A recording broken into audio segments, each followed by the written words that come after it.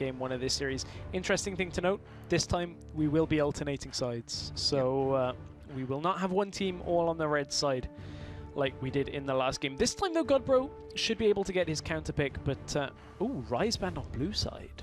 Okay, yeah, interesting. So what do Denial want to first pick here as they banned out the Rise? I mean, you would assume that Ex Nihilo right now have said, okay, we'll ban Gragas, we'll give you Rek'Sai because we want something else for ourselves. Now I'm trying to think of what was available last game that wasn't picked. Now it also goes down to Impaler to play something else in the jungle that can fight up against this Rek'Sai. Normally what we've seen teams default to would be the Evelynn, but I feel like Impaler is more of a Nunu player when it comes to things. We've seen Nunu from time to time, so maybe that'll be his champion of choice out of the jungle. Would synergize well if Chewed Up was playing, you know, a later game scaling AD carry, but certainly there's a lot available should Impaler want to pick it. It just depends on exactly what he wants. Well, this is a little just straight up conservative right here. They do secure the Maokai for the top lane and do have the Lulu as well, just in case, again, they go for a big late game carry. Yeah, that's exactly what Ex Nihilo are looking for here, is if they can get a late game carry, this time Chewed Up. His positioning was so good for the most part of that game, right up until the end when he was pushing forward with the Lulu shields on him, which even then isn't the worst play in the world. You can still get a lot of damage down. He just didn't account for the engage coming back in on him, and Rale's kind of Valkyrie flashing with a phosphorus bomb. Yeah. So this, again, a lot of peel here. Xaxus is going to be on the Maokai. Lulu still could flex either support or mid lane. They did that in the previous champion select as well. Denial looking for top lane, could opt for the Gnar again if they wanted it. Gnar into Maokai, a little bit less straightforward a match as into the Hecarim, but still certainly a matchup they could look to go for. Okay, so Denial do lock in the next two picks, which will be Corki and Fresh for their bottom lane, this time opting away from the Janna. That was picked very early on as well, interesting enough. Fresh will be the support of choice for Winnover this time around. Very interesting, actually, that nobody is opting for Urgot at this point. Urgot typically, again, Kalista Sivir banned away. Urgot, known to be kind of the next tier of AD carry. Corki, not in the AD carry meta at all, really, for Europe or North America when you look at it. Mr. Rales seems to be kind of hanging on to Corki more so than a lot of other players. And that's not to say it's a bad pick at all. Just people moved away from playing around the Corki Trinity Force spike because it was so clear that other AD carries just had a better early game and a better late game. Yeah, it's just like, looks like to be what they want to just run around with the team in the same way that Ex Nihilo as well, because if they are looking to run a Jinx, as they lock in Jinx and Nunu, then if they don't want to run like a different type of thing, like an Urgot, like that is fulfills a very different role. Then that's their reason. And then if Mr. Rales just want to move, doesn't want to move away from the Corki, then that's their reasoning too. So Impaler played a lot of Nunu when he was a member of Coast, and not to drag up a particularly tough time, but Coast did not do so well in the North American LCS. That's not debatable. And part of it was because of the fact that they never got anything in the early game, really. A couple of games, a handful maybe, they got a lead early game, but couldn't hold it. The problem with Nunu is you have great kind of PvE early game, but your actual ability to impact the enemy team is a lot lower unless you're counter jungling all the time. So need to see Impaler get into the enemy jungle. Jinx again for Chewed Up I think is a good pick, and that's a mid lane Kog'Maw coming out from Denial. So they're going to have a lot of range this time from their mid laner. Yeah, so of course the Nunu just wants to really control the vision in the early game and just be a pest for the enemy jungle. But with that Gnar going into the top lane as well, we will have the Gnar and the Maokai matchup. So you did touch on that briefly before as we were talking about Hecarim. But yeah, Kog'Maw in the mid lane now for Kozaku. And we are just finally waiting for this very last pick from Ex Nihilo. I wonder, are they going to go for something with a lot of crowd control from the mid lane or support here? Because if you can lock down the Kog'Maw, he becomes a lot less of a problem. Could they look for something? I'm looking at what's available. You don't want to pick anything like a Cassiopeia that's fairly short range, because that'll never get there with the ultimate. So maybe they look to flex this Lulu. We thought about it earlier when they locked it in. Still a lot of possibilities. But then again, they have a Maokai to get into the back line should they be looking Oh, they're leaving this late for sure. Oh, they even lock in a support. Okay, Noxiac gets his hands on Leona. This is putting all your eggs in a very chewed-up shaped basket. But when Noxiac joined the LCS, one thing was noted about him, that he is a Leona player. He's one of the few in Europe that really is just known for his Leona. So I'm looking forward to that. But clearly, as you said, a lot on chewed up. And for how we played for most of last game, Ex Nihilo should be happy with that, but they've got to watch his positioning in the late game. Yeah. And on the other side, Denial, they have a lot clearer composition, so much clearer when it comes to actually sieging towers. Clear power spike, Denial off the Trinity Force and Sword Boots, and CosQ getting level 11, getting the Luden's Echo. So there's very clear goals from both teams here. Which one can execute better? Yep. That's pretty much the name of the game as we get into this one, Stress. It's very interesting that Ex Nihilo went for this one, because they did have a protect the Jinx comp, but they had the threat in the mid lane last time. Yeah. And that threat was great from Godbro. Even in one of the Baron fights, I remember, where he was literally zoning Ralles, and he was the only thing keeping him back from killing Tudup at the time. This time they have a Lulu to put more protection on that. We'll see how that works out, because it's a very different in terms of what they were looking for from last game and this game. It is very different indeed. Yes, sir. So let's get into this one. The second game of this best of three. If the first one was anything to go by, this one should be just as awesome as well. 1-0 is Denial. They are one game away from securing their spot in the summer split of the European Challenger Series. Ex Nihilo, however, will have to win 2 games on the bounce, or if they do drop a game here, we'll have to face the losing team from earlier tomorrow in the 3rd place game and try and take down Mausen. Then they can secure the last remaining spot. But we're not there just yet. Ex Nihilo do have the ability to win this game and even up to 1-1. That will put us in a very, very tense 3rd game, especially if this game is anywhere near as close as the last one. I was kind of looking at people's feedback on the last game, and everybody was kind of like, man, that game could have gone either way the entire way through, and that certainly was the case. This time, I feel like Ex Nihilo may have their work cut out for them. Ooh. 70% over to Ex Nihilo. And that's interesting when you take into account, purely based on Twitter analytics, Wicked has quite a lot of followers. Interesting that Ex Nihilo are coming out with the fan vote. Yeah, I mean, you're right with the game, the last game looking so even up until the final team fight. Yeah. It was literally a coin flip. So yeah, as we get into this one, Ex Nihilo can definitely take this game. The fans are behind them for sure. Jinx hugging the very top of that lane, and we will have this straight up lane swap. So the Australian lane's coming out with the duo lanes now heading into the top lane. And neither of the top laners are anywhere near the bottom lane. Yeah, they can just teleport in when they have finished doing the old jungling for the beginning of the game. But this is a play I actually really like. Impaler goes and invades on the strong side of the map for Ex Nihilo. He's not trying to invade where the duo lane are not. They know they have the numbers advantage now, so he's going to take away the blue buff. This is a mistake that you actually see a fair amount of times in a lane swap, so he knows he has at least the security of his duo lane to keep Ralles and Wendelboe up there, and that's a stun landing, but good damage returned here, and Impaler has got that blue and is going to back out. He's actually looking towards the top lane. Oh wow, doesn't even look to try and secure all of these buffs for a potential triple buff start, looking for a potential gank into this early game. Mr. Ralles is still level 1. He may have to burn a flash. They're actually going after Wendelboe. Great play backwards, will knock them away. Does have to burn the flash and also the heal from Ralles. Good timing on the flash though by Wendelboe. He knew he had to flash early in that situation, because if the stun landed from Noxiac while he was level 1, there would have been able to have been a follow-up. Because Noxiac level 1, no Zenith Blade, couldn't close the distance, no stun means no kill for Ex Nihilo. And it also will now make sure that Betong Yoke knows his blue buff is gone. Impaler needs to get himself to his red fairly quickly before Rek'Sai comes in and comes a knock-in for that. But Betong Yoka didn't go for the opposing red buff. Or opposing blue buff, sorry. Yeah. So he's actually going to get triple buffed here and only have 1 buff to start the game. He is, but that's one of the reasons why it's a little difficult, as Hook lands up in the top side. Not too much comes from it though, but that's one of the reasons why Impaler did this on the strong side, is because for Betong Yoke to go into the enemy jungle. He forgoes all the pressure his team have, but Godzuki in this middle lane, knocker, he's going to land, but nothing much is going to come from it, just a little bit of damage.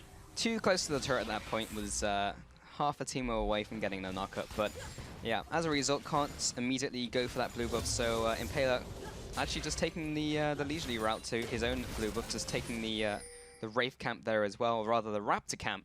That was a blast from the past, but so he'll be getting all of those over to his side. But Betong Yoko was able to go for those early camps, so he was level 3 for that gank in mid lane.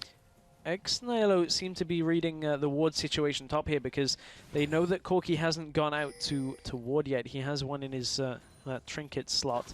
So they know they can engage on this, but a little bit of miscommunication here. Impalo wasn't doing anything in that situation, and they used the Zenith Blade first. I guess maybe they were just trying to get the Dark Passage used already to go in again.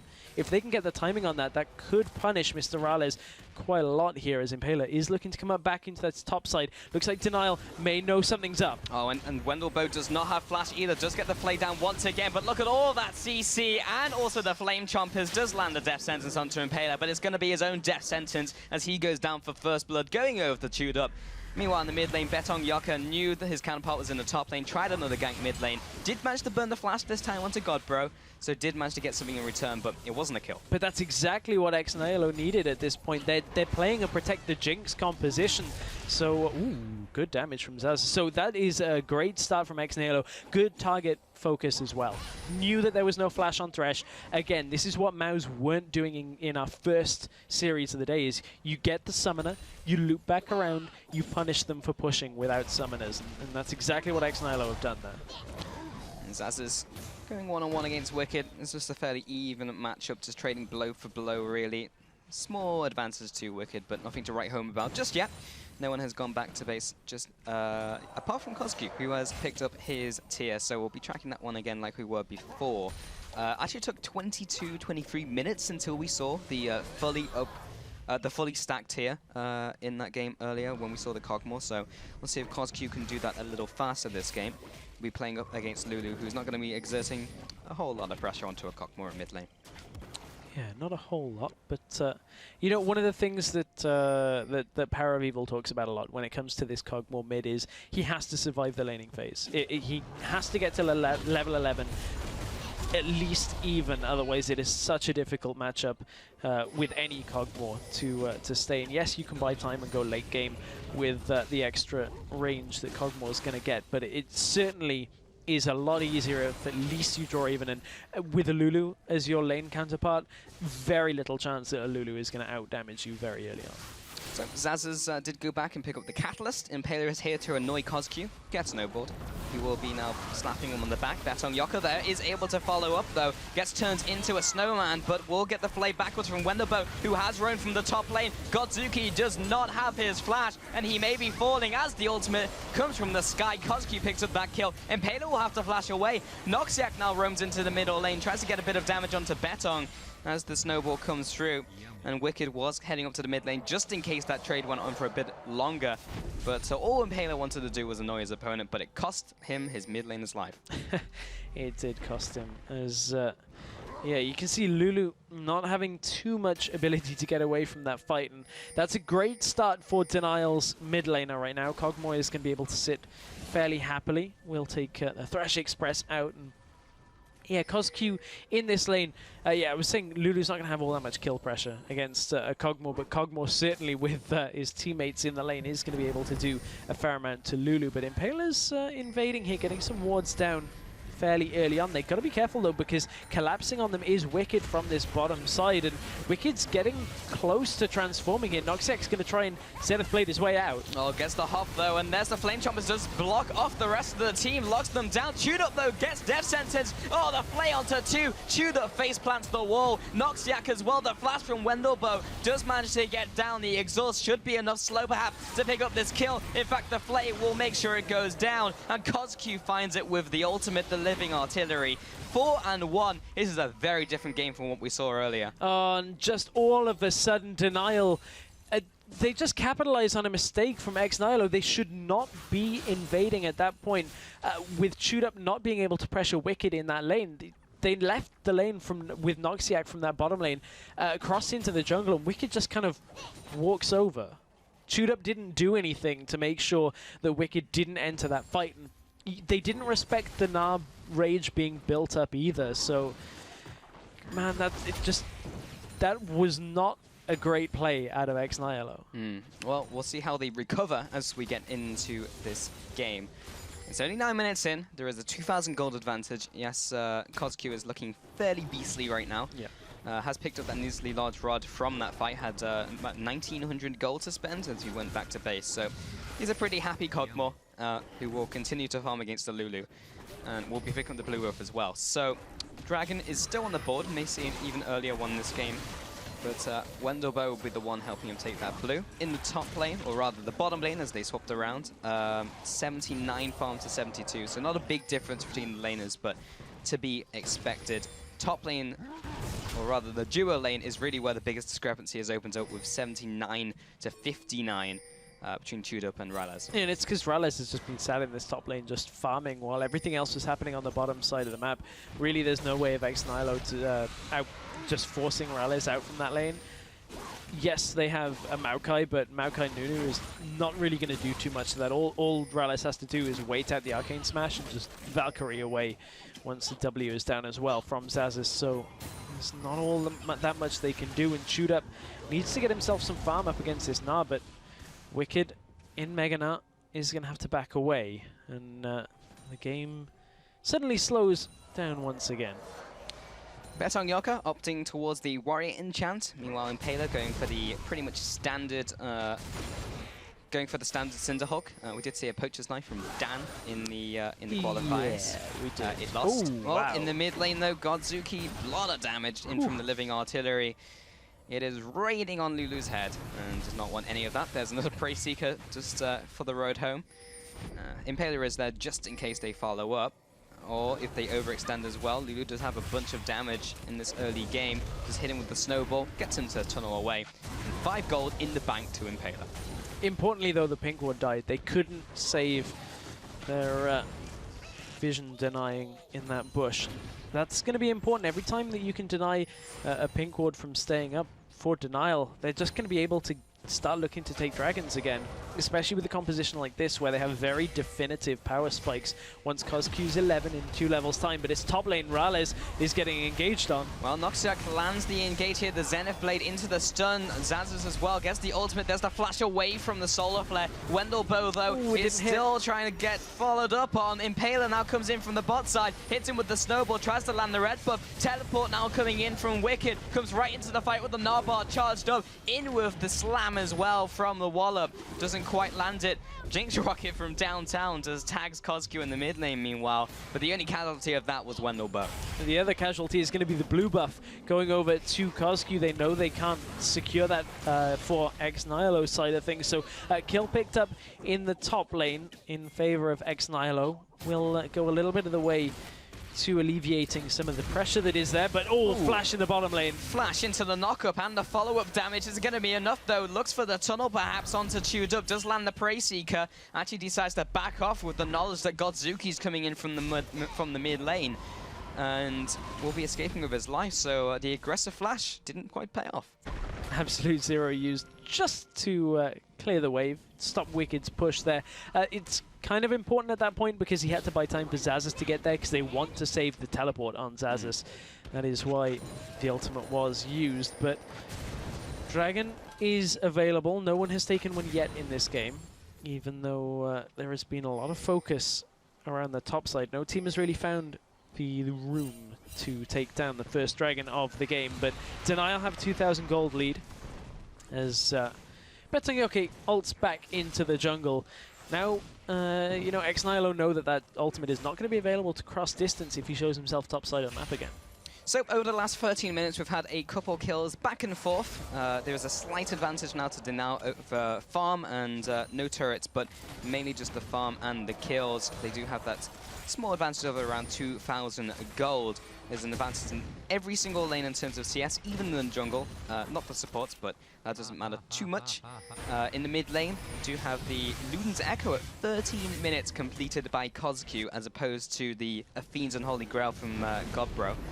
So he's in a pretty good place, and he's pretty much having a game of his life. He's getting blue buffs left and right, he's getting all the kills, he's getting all the farm. This is a really good play out from Ex Nihilo when it comes to how they've got the map set up.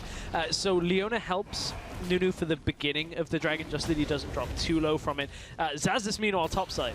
Yeah, Betong looking to get on top of him. The tower is basically dead and is now dead, so now the follow-up onto Zazas should be able to take him out here. Does have that ventral maelstrom, but it's only mitigating a little bit of damage. He actually jumps back in right into the Wild Grove, and it's super effective on a tree because Wicked just doesn't quite have the damage. Finally gets him with the last stack of the Hyper, but now there's one-on-one in the bottom lane with Ralles and Chewed Up. The last auto comes in with the Death Rocket, doesn't quite hit Ralles, knocks it from the top side. What a good support, sets him up for the zap, takes him out, knocks out the real MVP of that one-on-one. Impaler gets those minions. And dodged the hook as well. That was just a series of good plays in favor of Ex Nihilo around the map. Good roam from Godbro to get up to the top lane to make sure that Zazas wasn't dying for nothing. Yes, they got the tower top side. It will be traded for the bottom side. The Dragon went down to Impaler in the meantime, and it all stems from the fact that they Ex Nihilo knew that Denial couldn't take a full team fight around the Dragon yet, so they had to be spread around the map. Look, only the makings of the Trinity Force there. You could see exactly when Ralles died was that 75 gold away from the Triforce being completed, so it's a minimal amount, but you can't sit in base for that long. Yeah. But, you know, it was just the fact that they could push mid in, stop Kozq from utilizing his item spikes that he'd just reached. He is now level 11 as well. They save the top lane, get the Dragon. Well, they lose the tower, but save a bit of a fight and get the bottom lane tower themselves. So in Champion Select, you did say that it's very clear where Denial's power spike is. It's the level 11, it's the item spikes as well, which he has. He has the Luden's Echo. Trinity Force is now picked up on Mr. Ralles.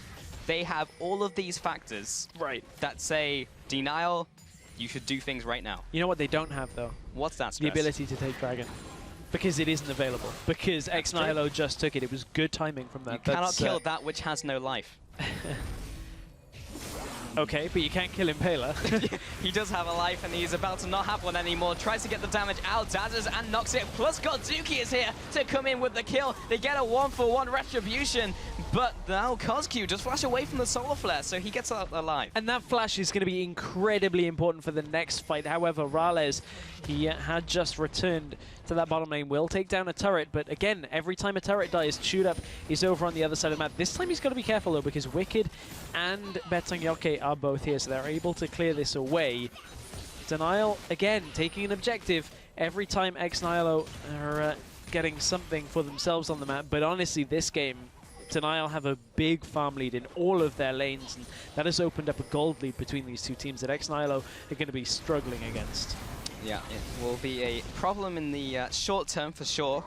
Chewed Up really needs to start getting rolling because, yes, he's 2-1, but he's not hit a power spike at all. And he's also the main focal point around what his composition is really being created around. So they've got a long way to go before he's able to start 1v5ing with the support of his team. Yeah, he's waiting on the 2-item power spike, so looking for the Infinity Edge and then the attack speed item on top of it. So right now, he is a lot weaker than Mr. Ralles when it comes to damage output. So Ex Nihilo do not really want to find themselves up against Ralles and Wendelboe in this situation unless they have somebody else there like Impaler, but Lantern, I don't think spotted Impaler in that situation because he didn't enter the bush.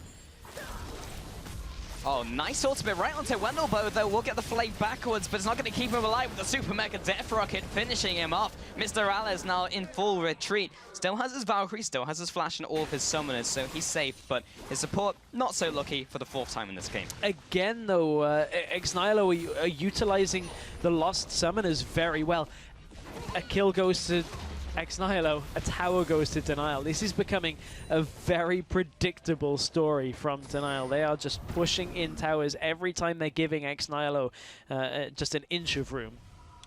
And Noxiac heading back to base here. So yeah, the middle turret did go to DNL. The outer ring is now gone, but it will be a little harder now for DNL to take these inner turrets, whereas Ex Nihilo, they can carry on picking people. That's going to be better and better as we get further throughout this game. 1 minute 30 on this next dragon, 1 minute 20 on to the spawn of Baron. So the only way it becomes better and better is if they continue to feed shoot up and continue to get dragons every time. If they're just getting kill for tower every time, the towers are going to add up so much more for DNL than the kills will for Ex Nihilo. So the gold has to go to the right places, and they have to get objectives off it, because DNL have the lead, and they have a composition that is a lot easier to pull off than Ex Nihilo's right now. There is, however, I'm not even going to say a time limit, because we saw Mr. Rale's late game damage on Corki when all he had to do is blow up, shoot up, and again, all he's got to do is the same. The problem is, if the front line is too strong, if the zone control from Nunu and Maokai is too much, and they can never get to shoot up, that will become a problem. Yeah, there's a lot more in place this time around than there was last game. Noxiac as well will be great at peeling and engaging. So if they do pull ahead, they have a ways into a fight. Lots of hook not quite connecting onto Noxiac. The other thing that DNL do have is a Cogmore from range. That's then going to test Shoot Up's ability to watch not only his positioning, but his ability to dodge as well. Dodge the Cogmore ultimates, make sure he's not getting hit. And actually, Ex Nihilo were a little bit split up here, but Rales wasn't in a position to really capitalize on that for DNL. So Dragon has just spawned. Both teams 5 stacked in this middle lane, but Ex Nihilo, this is all about peeling for shoot up. A good team fight here would really slow down DNL's ability to fight, because this is DNL's time to fight with this item spike. They have to wait out, or Ex Nihilo have to wait out Wicked's ultimate, though. They cannot engage while he's Mega now. Yeah, Wicked is about to expire though, and that's going to be a lot of time where there is a window for Ex Nihilo if they want to go for this fight, or find a way into the fight where they will find them exposed and where Wicked can't quite output the optimum amount of Gnar. This dragon has been started off by DNL though. Yeah, DNL haven't landed too much poke, and with this composition, Impaler is just going to walk up and consume this. And Zaz is just going to come in and start initiating. Down goes the dragon over to the Nunu. Noxiac is staying on the front lines against Wild Growth as well to stay alive. Betong is putting the damage onto Impaler. Oh, that DNL hook! Just don't have enough. Oh, the hook all the way through the team fight onto Judo has completely turned the fate of this fight. The double kill, the triple kill in from Rales. Everyone just died, all folding in. The Halter card fell down all around, chewed up, all from that hook from Wendelboe. An amazing hook. I need to see how that found its way through, and it looks like we're going to, because look, Impaler just walks up here. I don't actually know why DNL started this dragon and got it so low. Quite frankly, they didn't need to. At this point, Shoot Up gets a lot of damage down, gets his ultimate. The hook threads the needle through the gap. It's about to come up from Wendelboe. Yeah, Noxiac's backing off. Shoot Up just takes that hook, and look at the signal. Straight away, DNL know he is the only one from Ex Nihilo that is going to be important in this fight. He goes down. Rales picks himself up a whole bunch of kills. Now, that was a big swing now in this game, building towards that Blades of the Ruin King now as well on his way towards that. Middle tower just went down over to DNL. That was so good, and it looked so good from Ex Nihilo up until that point. That was a curious start onto that dragon against the Nunu, who's just going to walk into you and take it. But either way, 2 dragons over to them, but this is 2 dragons over to Ex Nihilo, but DNL did pick up those kills. Yeah, I think the curious part about that really is that they started the dragon and guided down.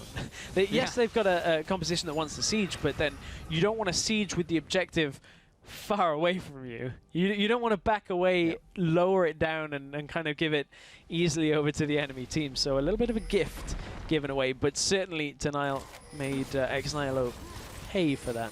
What a hook. Made of pain. What a hook from Wendelboe there. But Ex Nihilo may be looking to do what DNL did in the last game, which was hang on through dragons. And if there's a way to do it, That is certainly it. They're at 2 now. Let's not get ahead of ourselves too far, because there is a large gold lead in favor of Denial. 7,000 gold in their advantage, and Ex Nihilo are playing a far trickier composition this time around. Yeah, that's a challenge, a big play for sure. But this is actually the complete reversal of the first game, where the turrets have been going over, this time to Denial. Yeah. But Ex Nihilo now picking up the dragons. There is a different part in this game in that Denial have picked up a lot of kills as well on top of that and have a significant gold advantage, where last game gold didn't play a huge factor in opening up between the two teams. This time it has. Yeah, and it's a lot of the gold difference is just CS. Also, I believe after that dragon fight, there were a couple of towers that went down in favor of Denial as well. So honestly, they're on a lot better position than Ex Nihilo were in the last game. Shoot Up just took a lot of damage, and wow, Zazis is getting chunked. The long-range poke followed by the autos in from Rales. Not Rales, Kozq. Lots of damage onto the Maokai. And the top tower is getting sieged in. Just one auto at a time from Rales. Eventually will take down that turret. Mid lane's pushing in as well. And Ex Nihilo just need to try and clear out these minions. Stop the auto-attack poke and chips away from Rales. But this is exactly what Denial's composition is built for. Poking people with the Kog'Maw ultimate, getting the auto-attacks down, hitting them with the rockets.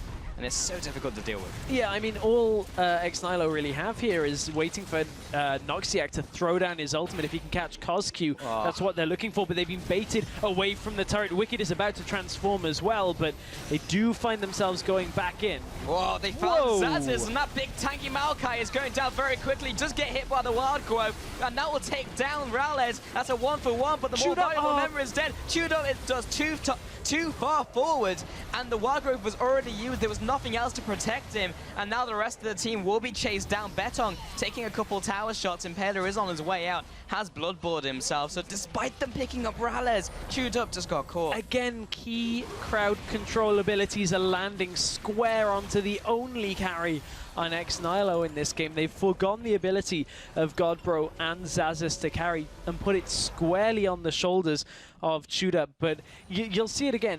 Yes, they catch out Rales here, but it's Kozq that's very fed. They actually catch both of them with this Leona ultimate as Noxiac backs away. Zazis got chunked so hard to begin this fight as well.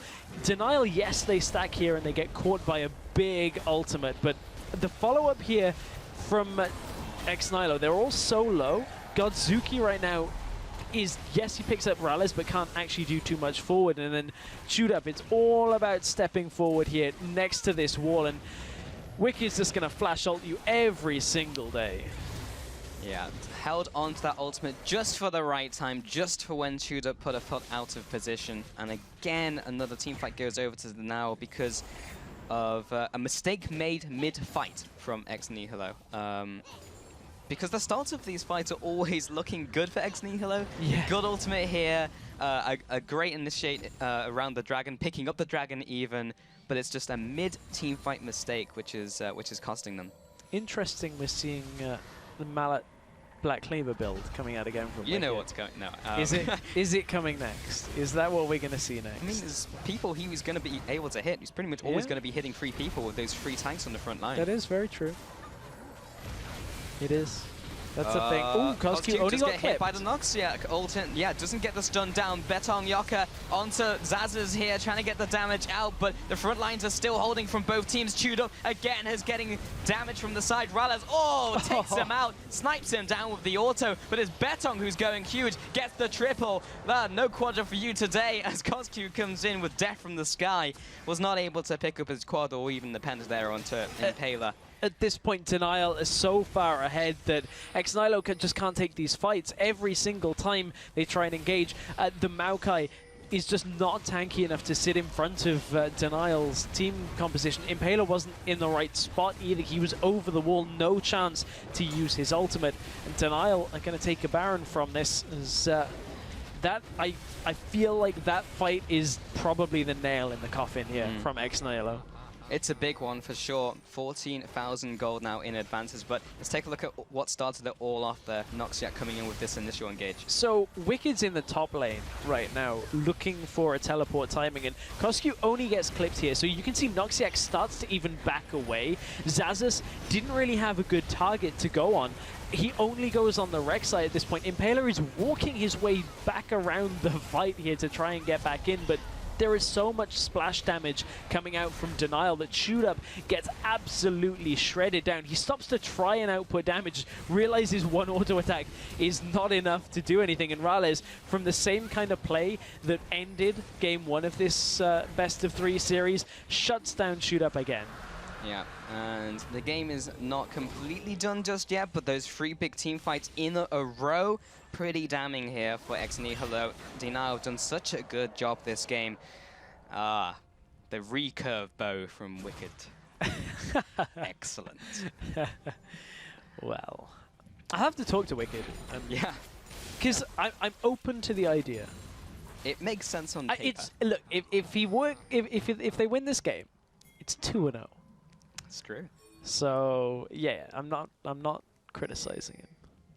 Good stuff. Betong Yaka, meanwhile, has picked up his Fawn Mail now in the jungle. So all those eggs in the chewed up basket, making it just even more difficult for him to do too much in this game. He has eventually now hit his 2-item power spike, but that's met with a 3-item power spike from Mr. Rales, followed by a 3.5-item power spike from Cosq. And the threats are just mounting up, and this may be the end of the line here. The bottom tower is now being sieged in. How much can DNL do? Can they just crack this like an egg? I honestly think they can, because right now... whoa, okay, yeah, they definitely can. The front line from Ex Nihilo just does not have enough health and resistances to survive this onslaught. This was what this Denial composition is built to do. Ultimate's being used. Shoot Up has his dancing shoes on, but... stays alive, but that's an inhib going down already. So the inhib is dead. The wild growth is already used on Tudor without really even being in a team fight. It was literally just to help him survive. Jumps onto Wicked, not quite there in time. The last half second secured his recall back to base. And Betong Yoka backing off here as well. So it will be a 4 versus 5 for now. And there's no Baron on the board. Now in a small death ball here. Mr. Rales may be caught here, just not get hit up by the Xaxus. Oh, follows him all the way into this fight though. Betong Yoka's there to meet him, takes him down where he stands. Mr. Rales does get hit by the ultimate. The solar flare comes down and they do lock him up, but do they have the damage? The answer is no. There is nothing really to do here.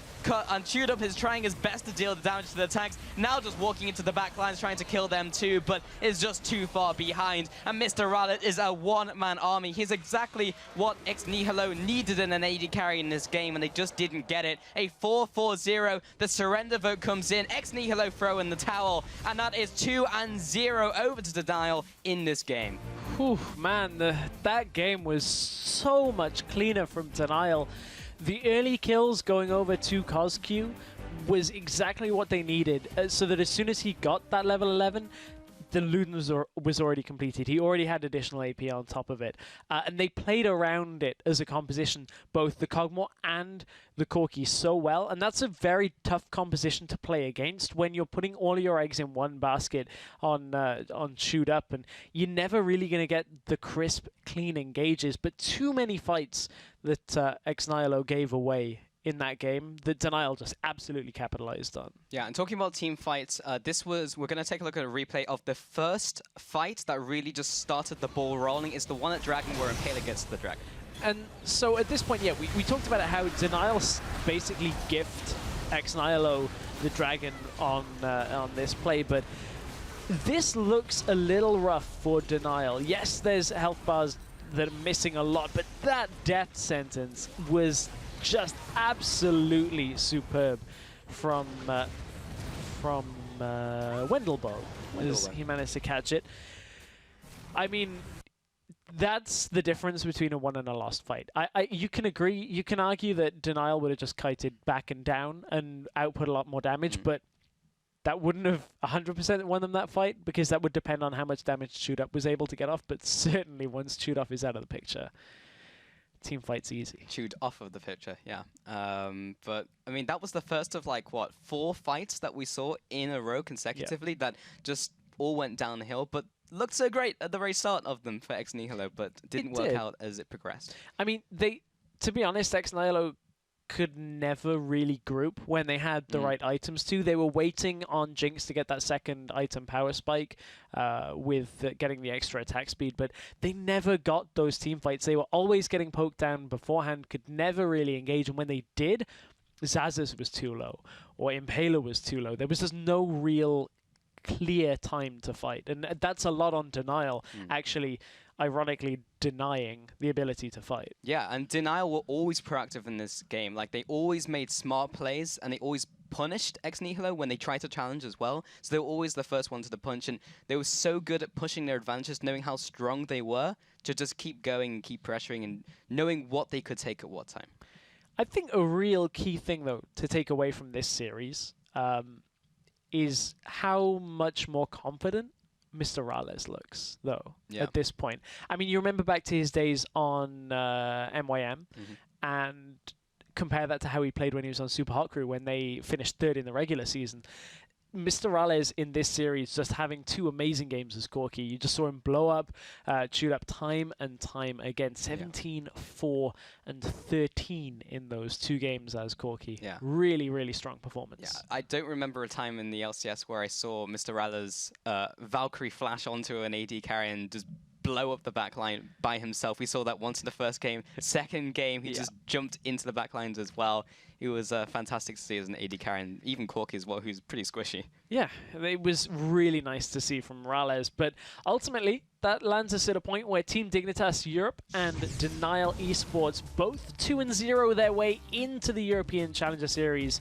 They will join Reason Gaming, Gamers 2, and the Copenhagen Wolves Academy in the summer split.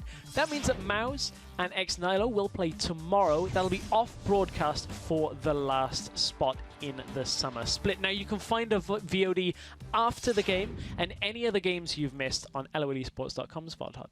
Yes, so you won't miss a single second of the action. However, tomorrow, our North American counterparts, Freak and Zyrene, will bring you their Challenger Series qualifier, where Magnetic will face Misfits and CLG Black take to the Rift versus Cloud9 Tempest. The NACS Summer Qualifier will start at 3 AM CEST or 6 PM Pacific Time. So that's all we have for today. So from myself, Stress, and the entire broadcast crew, thank you for joining us for the Summer Qualifier, and we'll see you again on the 24th of June for the first week of the EU Challenger Series Summer Split.